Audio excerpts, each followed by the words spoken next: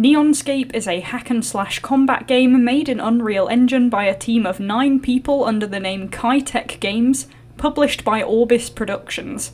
It's a fairly quick download and loads up into a menu with some electronic music. The game also tried to boot VR when I loaded it up, which leads me to believe it may have some VR support, though I couldn't test it to be sure. There are 4 options to play: for the options menu, the credits, and to quit. The credits are fairly short as it's a small team, and there are a few dedications to the music creator and Unreal assets. The options menu has video choices from display, resolution, graphics, VSync, and frame rate limiting. The audio is just volume for master, music, and sound effects, and controls gives you your keybinds. There's also a reset high score option at the bottom of the menu as well. Menu exhausted, I then went to play. There are 2 options here, there's a tutorial and then an arena mode. Both are explained beneath and show you the game is a survival game, where you use your combat and movement abilities to survive as many enemy waves as possible. I went for the tutorial first, which has movement as the first option and the other steps locked until you complete it. I had to duplicate footage here due to screen recording issues, which is why my options are open. It loads into a blocky room where you see your hands and your sword, the visuals for which reminded me quite a bit of the Metal Gear Rising tutorial mode, with the computer loading in prompt and the blocks. Great game, by the way, if you haven't played it, recommend. The sensitivity is fairly high on 50%, but I'm used to high sensitivity anyway, so it worked quite nicely for me. But it's adjustable. It's WASD to move, left mouse to strike, and right mouse to block. There are occasional FPS drops in the tutorial for brief moments, potentially due to the game processing the visuals, but it seems like once you've seen something for the first time, it then doesn't happen again. You can press left shift to dodge. The small white bar underneath your crosshair dot dictates when you're able to dodge again.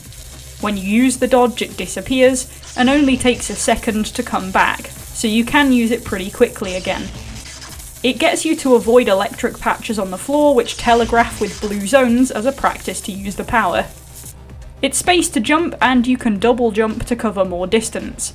You can also tag a dash in as well, so you can jump, dash, jump again for even more range, or jump, jump, dash, whatever you fancy. You can vault up higher walls by jumping at them as well. You can also wall run in the game by jumping at a wall, and it auto-detects to attach you to it. You can run on the back of walls as well, or on the top. But the game does take this into account, as it makes electric patches circle the entire wall, so you can't get out of it by hiding on the back. You have a fairly long slide with left control, and if you hold it, then jump, you also get a lengthened jump from there. Once you get through the movement, you move on to combat. First, you just slice up some robot droids who also have swords. Your slash changes direction if you combine hits, but there's no change to the damage. You can use right mouse to block, but the game also has a parry mechanic where if you block at a specific time, it causes knockback to the enemy. This also reminded me quite a bit of Metal Gear Rising because it has that same mechanic, though in that game you parry by attacking. And the enemy strikes are similar movements as well.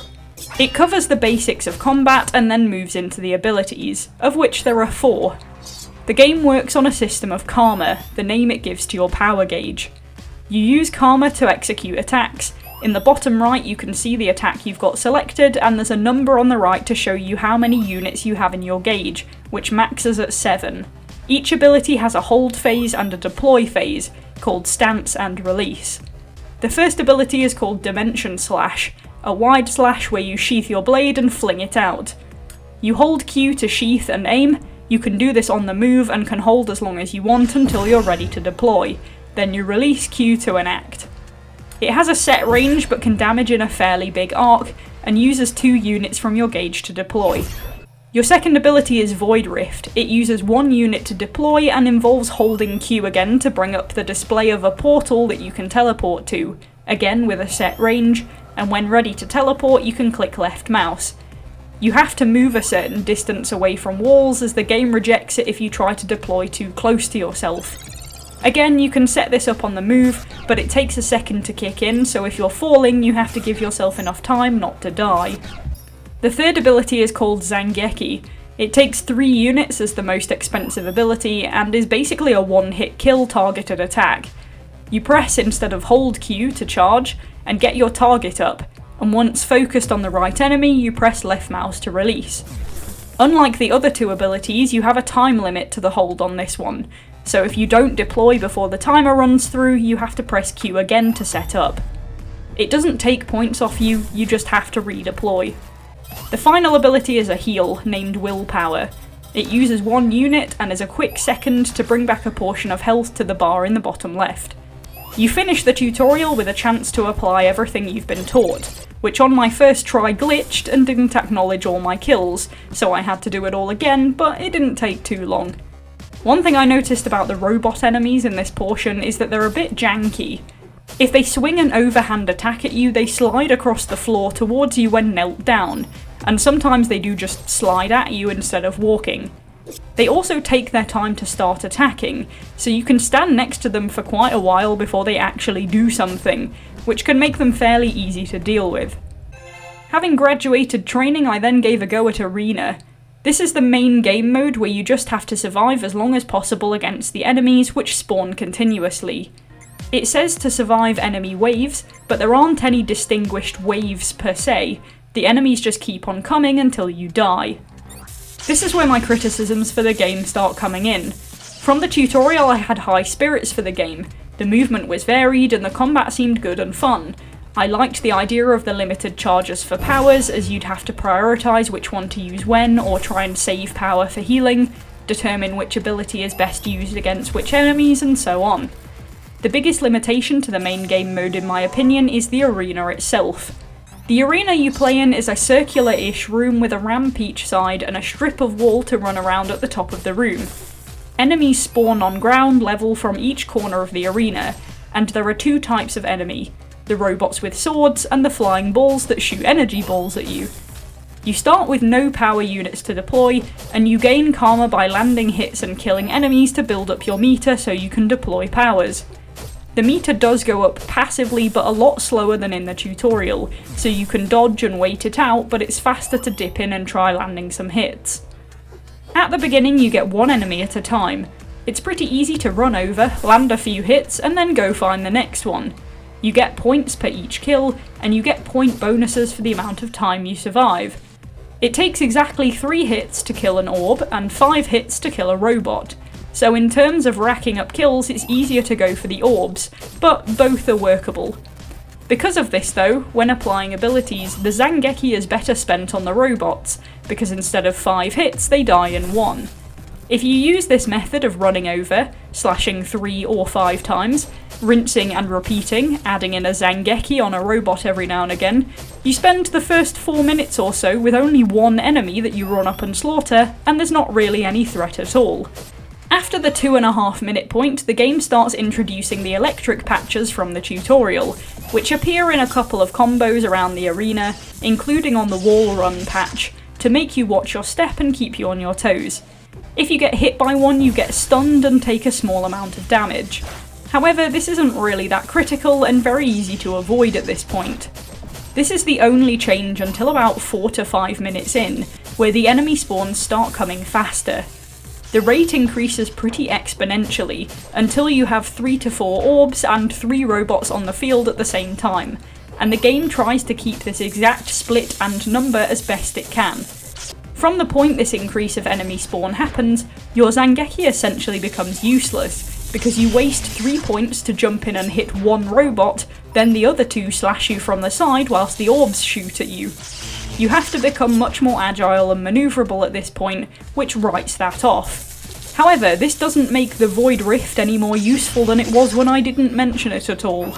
Because of the arena size, unless you're using it to cross the room entirely or shortcut to the wall run area, there is no purpose for it, because it won't let you use it for too short a distance, and all you do is stall yourself getting to somewhere that you could get to in 5 steps anyway. Yes, it gets you to the wall run, but that too is basically useless, because all it does is turn you into a moving target for the orbs.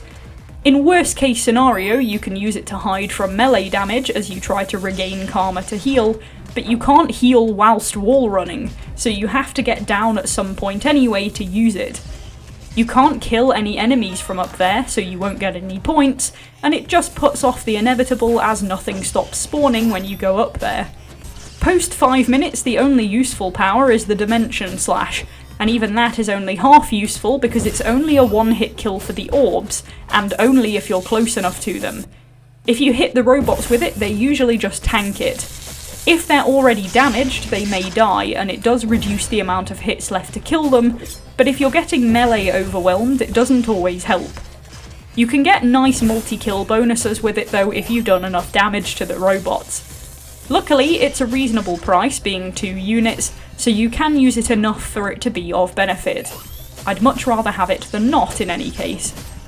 My first arena run I lasted 17 minutes, but most of my experience of that past the 5-minute mark was strafing right or left to avoid the orb shots, dipping in and slashing stuff, dodging electric patches, rinse and repeat.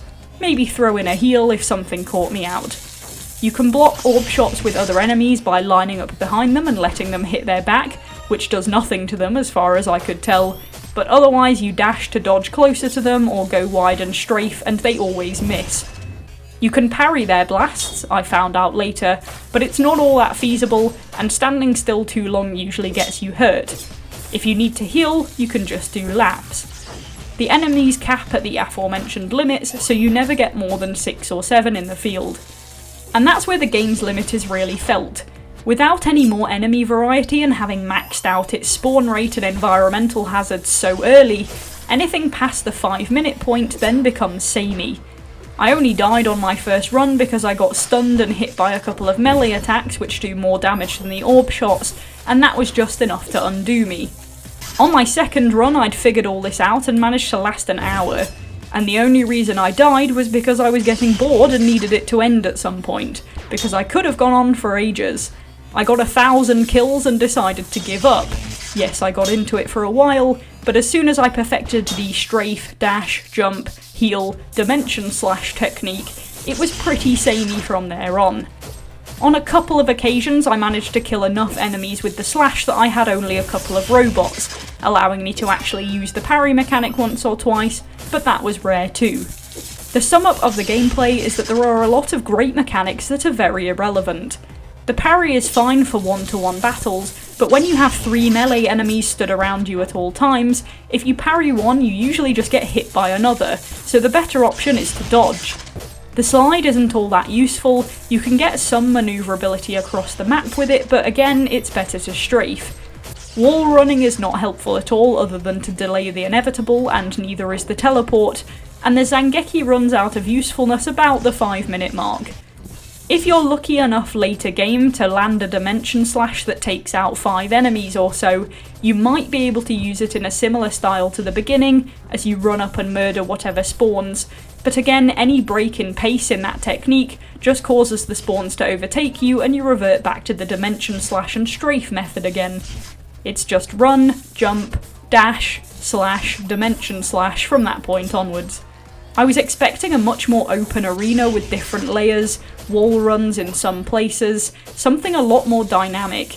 You could even work with the 2 types of enemy if the lay of the land gave you more ability to use the mechanics built in. Hemming yourself into a small box when you have so many movement mechanics is counterproductive, and the wall run isn't conducive to the combat since it takes you away from the fighting area, not towards it. If you had a tiered system of levels, you could use wall runs to get up to higher platforms. The electricity forces you to keep moving along with dodging enemy attacks, but that would be more effective with a bigger and more dynamic space to move around, forcing you to reroute to different areas or layers if it blocks you from using a wall or a jumping point at a certain time. This would also help the powers stay useful. If you had different segmented areas, you could mix up the scenarios. On one area you may encounter 2 enemies that you could use the Janky on, and in another you might have 5 enemies where you can use the Dimension Slash. And if electricity blocks your path or you have to divert a jump, the Void Rift could get you back to where you wanted to go. But in this layout you only ever encounter a group, which leads to reliance on that specific power. Visually it's well done, there are some janky animations as said with the robots, but overall everything looks good. There are good visual cues for attacks and animations for impacts and use of powers.